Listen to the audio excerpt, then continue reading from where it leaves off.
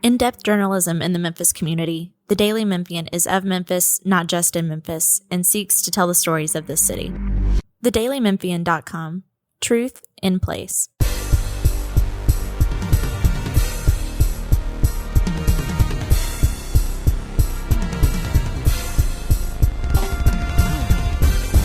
Welcome to the Daily Memphian Tigers podcast. I'm Frank Bonner, the Tigers football beat writer, and I'm joined by my guy, John Martin, the Daily Memphian Tigers college sports columnist. We've got a lot of football news to get into, but first, don't forget to subscribe to our show on your favorite podcast platform. You can also listen to these episodes and read all about our Tigers coverage at dailymemphian.com. And so for starters, John, let's get into it. Everybody's wondering what the heck is going to happen with this Memphis football game at USF. Is it going to be played with Hurricane Milton and everything? My guess is that if it is played, it's not going to be played in Tampa. Yeah, well, I mean, obviously, you know a little more than me on that because you're, talking to the people that are involved every single day. But I just think this is a common sense situation. I don't know exactly what the latest projections are, but as of this afternoon, saw that still a Category 4. Even if it weakens to a Category 3 by the time it makes landfall, I mean, you're talking about 110, 120 mile an hour winds, storm surges of potentially 10 feet. I mean, we're talking about devastating, impacts here. And let's just say, because it kind of felt like with the initial plan that we saw from the league, which is to push this from Friday to Saturday, let's just say that they get their dream scenario, that it avoids Tampa. Well, it's not going to avoid Sarasota. It's not going to avoid Bradenton. It's not going to avoid all those other surrounding communities. And if those cities are impacted and Tampa is spared, all of those resources are going to have to be diverted and rerouted to those communities that are going to need the help from Tampa and their first responders. So to play a football game under these circumstances would just feel outrageous. We never heard the USF side of this, in terms of, but I think we can kind of like infer, 2 + 2 = 4. The fact that this game has not been moved to a different site, that's not Memphis, right? That's not Memphis's, desire here. I think they want to play the game. Memphis has all the incentive to play the game. So I again, would be shocked. I mean, obviously it's Wednesday and it has not made landfall yet, but as it does and when it does, because you got to get Memphis there, right? You got to get USF there because you said USF's in Orlando. Yeah, right. In terms of relocating, so you got USF not even in Tampa. So you got to get USF back to Tampa. You got to get Memphis down to Tampa. Man, this game is not happening. But the real question is why be retroactive and not be proactive and just instead of waiting on what destruction may or may not happen, just go ahead and relocate the game to a neutral site well in advance. I couldn't agree more. Because we that's the beautiful thing, right? We could see the path. You know what I'm saying? We could see the models. We could see the science. This thing was getting stronger and stronger and stronger. And it was, maybe it turns 15 miles south, whatever. But we know exactly what's going to happen. We can reasonably assume. And guess what? Even if it turns out that you move the game and everything ended up being fine, I'm happy to be wrong on that one. Because I had every single respected model, meteorologist, whoever. You have the National Hurricane Center saying that these are life-threatening storm surges that are inbound. Why am I going to play with that? So, I think it was definitely, I was shocked when I got the news. I sort of started to hear that on Monday there was going to be an announcement. I said, okay, great. They're going to come up with a neutral site. They got a plan. And then I hear that the plan is to move the game back a day. I'm like, this is. And it's not even 24 hours. Not even 24 hours. So what's going to happen? Whatever it looks like on Friday, it's not going to look that much different by Saturday afternoon. Exactly right. And so if you can play it on Saturday afternoon, you can play it on Friday night. It was a rum-dum plan. This unless and until they decide to move this game, which we're running out of time, and that's what I can't imagine it would happen. This game will, I'll be interested to see what the plan is. Is it just a straight cancel? I don't know.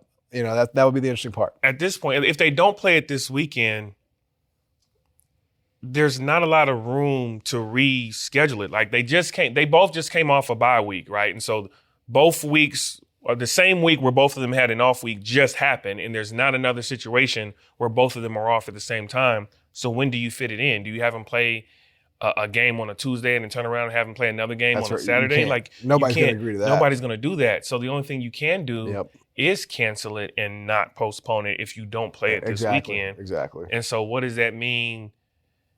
You know, if Memphis ends up winning out or whatever, and they're back in the conversation of conference championship and they have one less conference game, how does that play into the tiebreakers and all of that? It could have implications. I mean, it's not hard to see a world where that's the case. So the league has not done the right thing to this point. I don't have a lot of faith that they will do the right thing moving forward. But yeah, I don't think this game can be played. And then in other news, you know, defensive back Taj Rael announced that he was entering the portal after previously already leaving the team and then coming back to the team, getting playing time, playing well, even had an interception, and then now it looks like he's leaving the team again. I mean, what do you make of this on a defense that already lost Cortland Marsh before the season even started? Now you're losing Taj. I mean, what are your thoughts on just how this is shaking up, especially the quirkiness of his situation with leaving and coming back? Yeah, I mean, obviously it was a weird deal. He was gone, and now he's back, and now he's gone again. So I don't necessarily think it has to be a bad thing.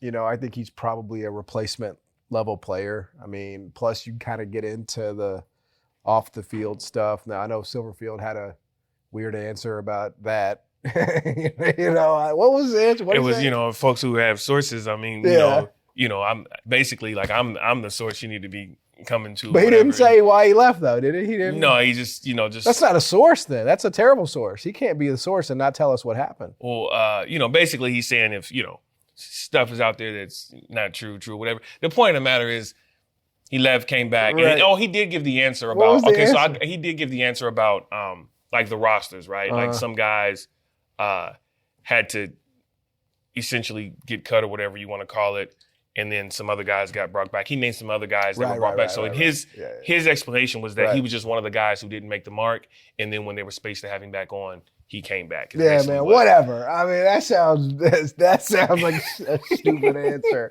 But, you know, again, I think for the Memphis defense, it's going to be about a lot more than Taj Rael. I mean, you know, they got to get together and make sure that this does not go the way of a year ago. And, you know, what was MTSU. I mean, that was a stinker for everybody involved. But, you know, the tests are about to start now, you know, with conference play.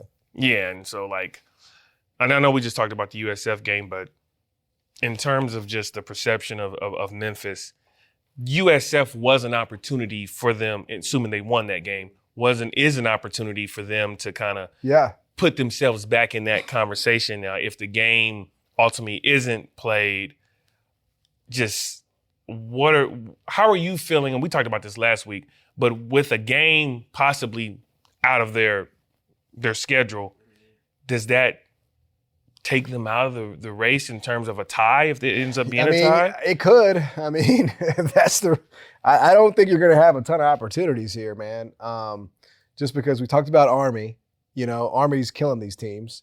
I think they have one game at maybe it's at North Texas, which that could be you kind of need North Texas to beat them, you know. I mean, you have to have North Texas beat them. And you got to beat North Texas, right? So that can, you both have one conference loss.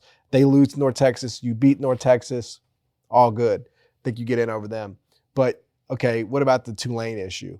What about the Navy issue? Tulane and Navy do play each other. So, in theory, you know, I guess you kind of need Tulane to win that one because you have a chance to beat Tulane, whereas you've already lost to Navy. So the head-to-head, you don't play Army, and you've already lost to Navy. So the only head-to-head that you can own right now is Tulane, at Tulane last game of the season. So, and isn't that the first tiebreaker head-to-head? Yeah, and then it goes to... Right. So in a weird way, I mean, but it's like, is Navy going to lose to anybody else besides Tulane? So what happens if we look up and it's Army with 1 loss, Tulane with 1 loss, and Navy with 1 loss? You're out. Now, do you remember when essentially they were supposed to be playing at UCF, right? And they basically landed. Yes. Got off the buses, whatever. Was that game completely canceled, or was that no? So they actually made it up, but only because both teams still had an open week, which they don't have anymore. Yeah, and so I think like maybe UCF had a game with Georgia State that got canceled or removed, like moved, like but they both still had that open week left in their schedule. So both teams now do not. So before we kick this off to Parth, so you and Parth can chop it up about basketball. And I think you did this on a couple of days ago. Percentage wise, where do you think it lands? Memphis and USF playing, no matter whether it's Tampa or not. Yeah. What's your gut on if the game will kick off? Oh, man, I'd say 2%. 2% on just the game not even being played. That's probably high. I'm at negative 10% is going to play in Tampa. I think we can knock that out. But if the game will be played, I'm still around maybe 20 that it can kick off if USF can get out of Orlando. I mean, I'm not gung ho that they can't get out if they need to. Yeah. Right. And so because of that, but I mean, you're talking about you're running up against time now though. Like I guess you could push it back again to Sunday. Well, okay, so hypothetically, right? Let's say that the conference is like, well, okay, you play in Memphis. Well, teams don't leave until the day before the game anyway, right? And so if that is on the table, those contingencies are already that's true. Those are already like those wheels are already turning. You still have Friday. That you're like, okay, we know we're gonna leave on Friday. Right. If after Thursday we can't leave, and so it won't be like you're not going to be caught off guard that the game got changed. But the reason why, like, I guess I'd be so skeptical of that happening is that if that was going to happen, don't you think the conference would have announced that already? Like, it's Wednesday, it's about to be Thursday, landfall is about to happen. Don't you think we would have already seen an announcement? Hey, like, we don't have to. There's not a lot of mystery about this storm. Yeah, one thing Golich did say, the USF coach, right? He did say in his press conference that the team was going to basically reconvene with the conference as of Thursday, like on Thursday to see. Okay. And so I think tomorrow. I mean, so based on that, I think Thursday is the day. Okay.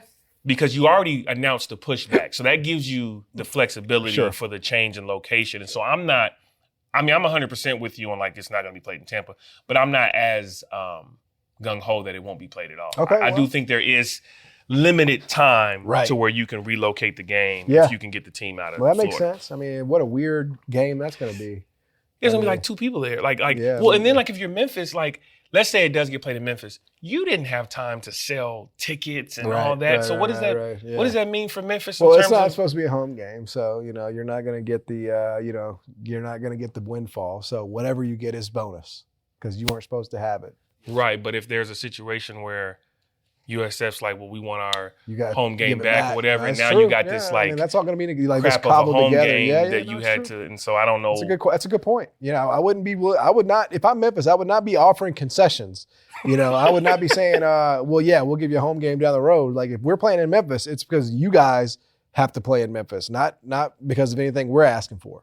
Yeah, well, I guess we'll find out on Thursday or whatever. Now I'm going to go ahead and kick it to Parth so you and Parth can go ahead and chop it up about Memphis basketball. What's up, y'all? I'm Parth Upadhyay, the Tigers basketball beat writer here at the Daily Memphian, and I'm joined by John Martin, our college sports columnist. We're going to get into some Tigers hoops today. We're less than a week away, obviously, from their first preseason charity exhibition against North Carolina, a part of the Hoops for St. Jude Tip Off Classic. Yes. But first, don't forget to subscribe to our show on your favorite podcast platform, Apple Podcasts, Spotify, whatever you prefer.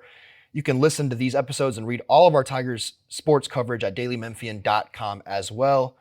John, how you doing? Man, I'm great, man. I'm excited about the Parth Invitational coming up. That was nice of you to call it by its proper name, but we all know what it actually is. We do. Unfortunately, I'll be out of town. I'll be on fall break. But it is going to be televised, right? You're not going? I'll be out of town, man. I'm on What's fall break. What's more important than Memphis, North Carolina? I know, right? It's a fall break, man. Exactly. The crowd goes wild. Where you headed? We have an audience in here for those that don't know. Live studio audience, yes, sir. Yeah, exactly. Uh-huh. It's more of a combative relationship, but that's neither here nor there. Yes, I'll be on fall break with the kids. We're doing a little beach trip, but I'll have it on. It's on ESPNU, right? You'll be.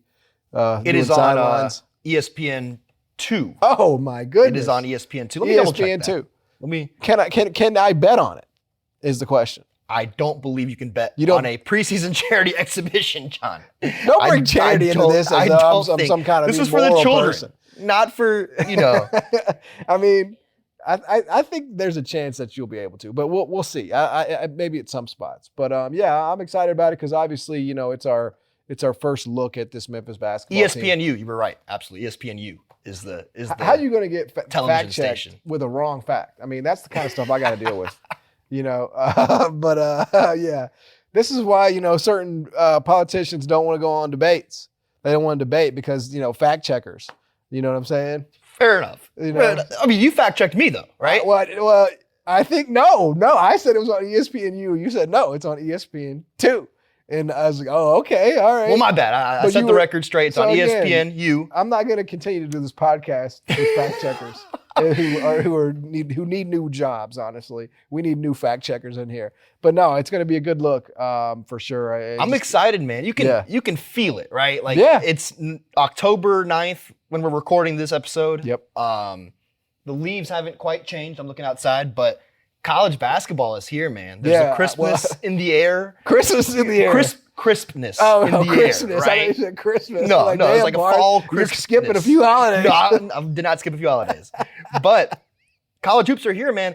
It's weird, though. You would think there'd be more excitement, and you think that would translate to ticket sales. But I spoke to Chris Boyson, who's the vice president, obviously, at AllSac, which is the fundraising arm for St. Jude. And he told me Monday, in a story I published at dailymemphian.com, that they've only sold around 5,000 tickets. Right.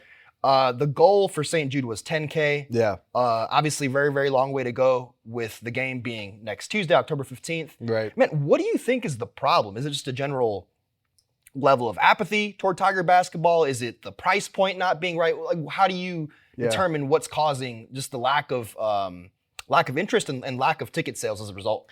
I think the biggest factor is apathy. Uh-huh. But there are other factors. Like, if I was going to sort of do a pie chart, I'd probably do apathy 50% of the reason. Okay. Then I would do price point as 30% of the reason. And then I would do lack of promotion as 10% of the reason. I think lack of promotion is a little bit larger than this is 10. my pie chart. Sure. If you want to make your own pie chart Fair enough. with Christmas in the air, you can do that. Crispness in the air every week I want a leaf report. I want to know what the leaves look like every single week. But yeah, I think and you could be right. Promotion could definitely be a bigger part of it. But I think apathy is the biggest part, followed by the price point, and then you have a lack of promotion. And I think those are the biggest things. I mean, the truth of the matter is, I looked up prices today. $100 basically, and then that might include fees, it might not, but $100 to sit lower bowl, for an exhibition game is a lot of money to Memphis, right? Like it is, to sit upstairs, it's going to cost you, $100 for a pair. That's a lot to sit upstairs for a game that $25 is the cheapest base price, but then you got the service fee, the transaction fee, this fee, that fee. It comes out to about $43, I think. Exactly. I mean, per ticket. So $86 for a pair of nosebleeds in a game that's not going to count. That's a lot. But it is North Carolina. It is North Carolina, but it doesn't count. It's a meaningless game. I mean, in the sense of what it's a charity. It's St. Jude. That's not meaningless. That's fantastic. But in terms of trying to rally your fans and let's get this thing. It's not a regular season game. It's not. It's so. Well, there were charity exhibition games last year. I think it was Arkansas and Purdue that may have played. At Bud Walton, that place was jumping. If you watch that broadcast. But Arkansas was ranked in the preseason. Fair enough. I mean, this is Memphis basketball, though, right? People are supposed to care. But no matter what. You have to give them a reason to care. You have to, the responsibility, you can't keep, Memphis hasn't made a Sweet 16 since 2009. So Purdue was number 3 in the country. Right. Arkansas was number 14 in the preseason AP poll when those two teams met. I mean, that's a year. top 25 matchup. Top 15 matchup, even better. Yeah, this is not that. This is a. And we're learning more about the metrics as they come in. This is a top 50-ish Memphis team. Depending on what metric you look at. Yeah, I mean, top 50-ish. Bartorvik is significantly higher. He's the only one though. He's got out him at there. 32. He's out there. Everybody else is in the 50s. Yeah. Yes. So I mean, we're getting a bigger sample size now. So you're getting a middling-ish Memphis team versus a top 10 North Carolina team. But you're getting a crack at a Final Four contender, right? You're getting in your own building. Crack at a Final Four team. Fair. It's a fake crack. It's not a real crack. If North Carolina loses, nobody's going to remember that in 2 months. It doesn't matter. We'll still talk about it on sports talk radio and in columns and in whatever. I guess, man. For I mean, days. If Memphis beats North Carolina in this exhibition, then they go out there and they lose to Rice again. Ain't nobody going to care. You know? I mean, so it's just one of those things where, because it doesn't help you on your resume, it doesn't mean anything. It's great. It's a great test. But like, again, you're asking people to pay a lot of money just to see a little test and a little preview. I think if you cut the prices in half, sure, I think you'd have a much better result. Yeah, and I guess we'll see. As we know, and Chris Boyson mentioned this in my interview with him as well, that Memphis is a walk-up town, walk-up crowd. For sure. It's hard to imagine 5,000 walking up to the box office on Tuesday, October 15th. So Right. I hope that gap closes, for their sake, for St. Jude's sake. But I guess we shall see. When it comes to the basketball, though, right? When it comes to North Carolina, comes to Memphis, what are you looking forward to the most? What do you hope to see out of the Tigers? Well, I mean, I don't really know what to expect. It's a mystery kind of, and that's kind of interesting, I don't know who the best player is going to be. I don't know who the go-to guy is going to be. I don't know what the rotation exactly is going to be. So, there's definitely always some of that early season intrigue, that just comes with every single season, right? And so I'm looking forward to that and learning about, what form this team takes. And that's about it. I mean, can PJ kind of be the player he was last year? Is Tyrese Hunter going to kind of take over in a worse league, things like that? Take a much bigger step, even though he was obviously very good at Texas. Yeah. Can he dominate, frankly, Big this 12 league? is the best league in basketball. So Exactly. You go from Big 12 to the AAC, I mean, you should eat. So, I think those are the things that I'm intrigued by. No, same here. I'm excited to see kind of the backcourt clash there, right? Like you got PJ Haggerty and Tyrese Hunter going against RJ Davis and Elliot Cadeau and Ian Jackson. Yeah, I mean, Seth you keep Trimble. bringing up this North Carolina game. I mean, I'm past that, man. I get why I'm you're excited pumped, about man. it. I mean, you keep pumping I'm up this Elliot pumped. Cadeau kid that can't shoot from outside 8 feet. I mean, Hey, Hubert Davis said Friday during UNC's media day that he's been quote unquote knocking down shots from everywhere this offseason. So we will see. we'll see. Yeah, he see. eventually he stopped taking them last year. He did. But I'm also excited to see, who's the primary ball handler. I assume it's going to be Hunter, but let's see it all play out. Yeah, we've talked to them, obviously, just in recent days with the Pro Day being last Thursday, then the blue and gray showcase scrimmage thing being Friday. And they've gotten that question from me and others before, and they've kind of said, hey, it's going to be a 1A, 1B type thing. So we could see something like what we saw with Kendrick and Alo, but even more balanced than that because Kendrick Davis, Man, that wasn't no obviously, 1A, 1B, man. they both had ball handling that was like responsibilities. 1 and then 10. But you get what I'm saying. You're seeing a 2-point guard combination I mean, they did, where they take turns initiating the offense. There was right? no doubt, though, about, who the...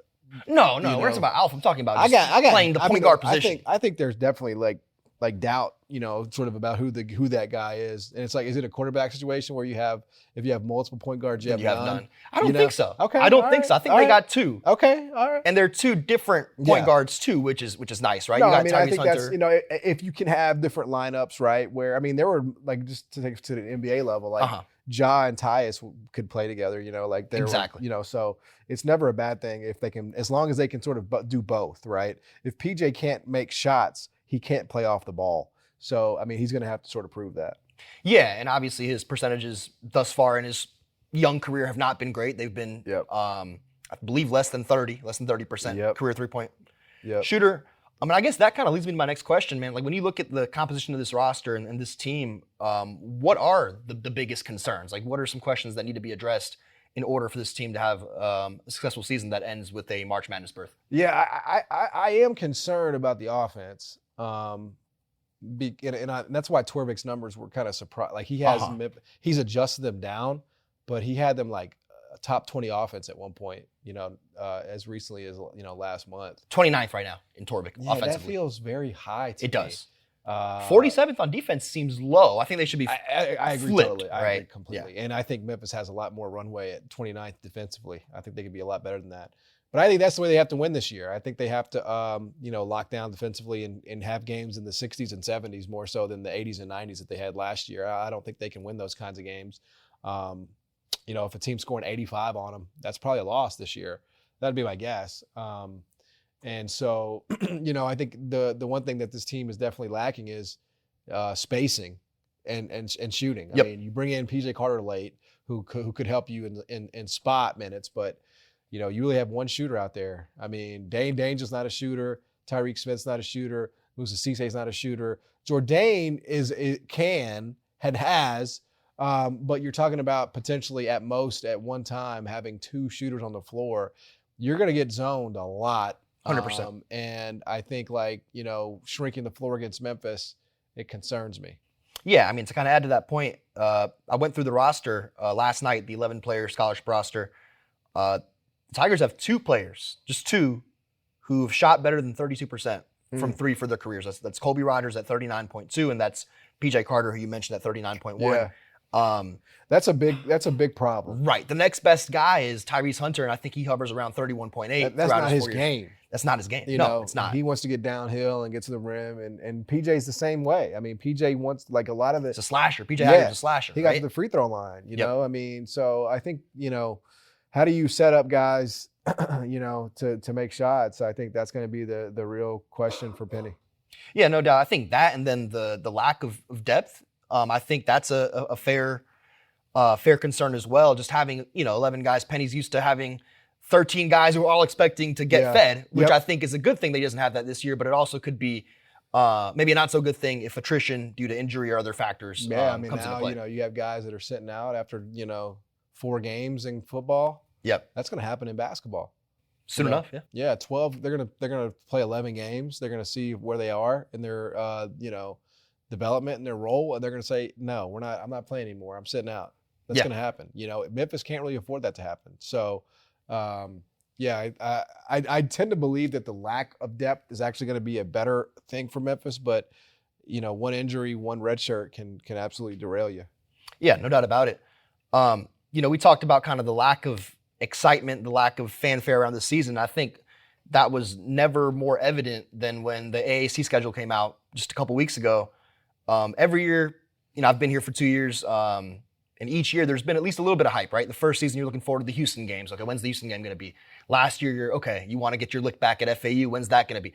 This year, it's hard to circle something. I couldn't find what to circle on my printed out Memphis Tigers basketball calendar. There's not one. What have you circled? What have you Nothing. The end.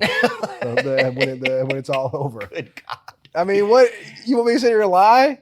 I mean, look at that thing. It's dreadful. I mean, UAB battle for the bones, right? UAB is not a real program. Rivalry. They think they are, but they have no tradition. They have nothing. They've never been to an Elite Eight, never been to a Final Four. They damn near embarrassed Memphis and Birmingham last year. So, but that can't. Everybody was embarrassed. That is true. Last year. That is true. Rice embarrassed Memphis, so they don't have a real program. So it's like I can't. And FAU at least kept everybody. So it was like, all right, even though they don't talk have about last year, right? Yeah. Like going into last year. Yeah, you knew that would be a good game, a good series, and it was. They were both really good games. And FAU made the tournament as an automatic. Like UAB ain't gonna make the tournament as an automatic. We know that. So yeah, it's a mess, bro. It's a mess in this league. UAB, obviously, slim chance of making it as an automatic. But I will mention, last year they won the AAC tournament. Yep. They made the national tournament, NCAA tournament, for the second time in 3 years. And from that team, they're bringing back 6 of their top 8 scorers and 3 double-digit scorers, including Yaxel Lendenborg, who was rumored to have interest, or other way around, Memphis have interest in him in becoming a Tiger. So they've got a squad, right? They do. I mean, that's the thing. Is they're not good enough to be interesting nationally, but they are good enough to beat you. Exactly. And so that's a perfect way to put it. The nightmare scenario. I mean, no, I do think those games will be interesting, but I'm not rubbing my palms together like, yo, this Memphis UAB game is going to be crazy. I can't wait. No, man, it's like you just have to find a way to not lose those games. I mean, that's not fun for anybody. No, it's not. And I think when I'm talking about the non-conference schedule, the slate, I think by the time Thanksgiving, we're going to know what this team's made of, right? Like, of course, UNC and Alabama don't count, but you're still playing them. They're still Final Four contenders. You're playing UConn in the first game of Maui. So by the time you're flipping that calendar to December, you're going to know, is this team legit or not? Obviously, last year they ran through the non-conference, which was much weaker than we initially thought. It aged poorly. I just don't see this schedule aging poorly, right? I see teams that are actually made of substance and formidable and, are the real deal. Yeah, I mean, I tend to believe that probably more so than a year ago, but I can't really make any judgments about Memphis until February at this point. Like, that's the position that I think we're in, is that, because even though the wins aged poorly, and they were still 15-2. We thought we knew what they were made of 100% when they were in the top 10 in January. We said they're a top 10 team. Maybe they're not as good. There was a lot of narrative bending. They barely beat Austin Peay, but they don't know how to win. But you won. Like, does that matter? You know how to win against Vanderbilt and Austin Peay? Well, I mean, I guess, the way I kind of always thought about those games was it was so close to Christmas that, which you love, obviously. But apparently there was something deeper, because the minute that they lost a game, Penny was like throwing the book out. He was like, this team hates each other. That's been bubbling. I'm like, damn, bro, that was like out of nowhere kind of that you were taking. I know it was a hard loss because they blew that lead, 20-point second half lead, But man, it was during an ice storm. He had some stuff to get off his chest, man. The dirty laundry came out the closet, man. Immediately. It was wild. Immediately. Wild. Yeah. So I know Tiger fans obviously will hope nothing like that occurs this season with the new coaching staff and kind of new faces all around. You've got 6 new staffers, 10 new scholarship players, just a complete overhaul in every capacity for this program. So I guess we'll have to buckle up and see what happens. But looks like that's all the time we have today. John, thanks so much for joining us. You can read my stories and his stories and Frank Bonner's stories all at thedailymemphian.com. Thanks for listening, and we'll see y'all next week.